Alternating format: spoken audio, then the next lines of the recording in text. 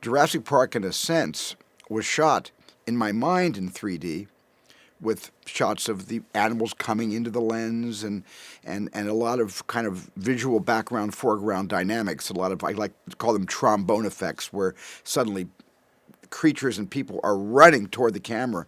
There was a lot of, I think, subconscious 3D etiquette in my first approaching the material a long time ago. Never in a second did I ever think that I was going to be making this movie or could be making this movie in 3D, because 20 years ago 3D, wasn't ready for prime time.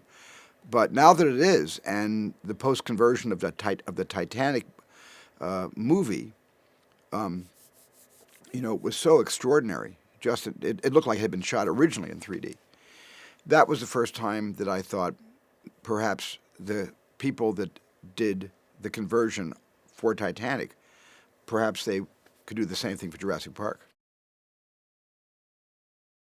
The kitchen scene works great because there's so much distance between the end of the long counters and the door where the two raptors enter. So you really get a tremendous sense of perspective, which we never really had before in just two dimensions.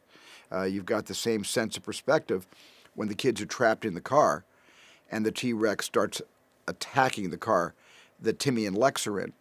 And for the first time, because of the 3D, because of the stereo, you're really able to feel that you're inside the car. You really get a sense that you're trapped along with them. You didn't feel that trapped in the first 2D pass, but somehow when there is perspective and there's planes of foreground, middle ground, and background, you actually feel the walls of that car itself closing in on you. And that I was surprised by that effect, very surprised at how much more involved I felt being inside the car with the kids than I was the first time around. Because we need to accompany a stereo effect with a stereo looking sound. So in a sense, it's kind of like taking a sound and turning it into a picture. And in order to I guess, take advantage of some of the enhancement that 3D brings to the Jurassic Park experience, the sound is going to have to ride right alongside the enhanced visuals.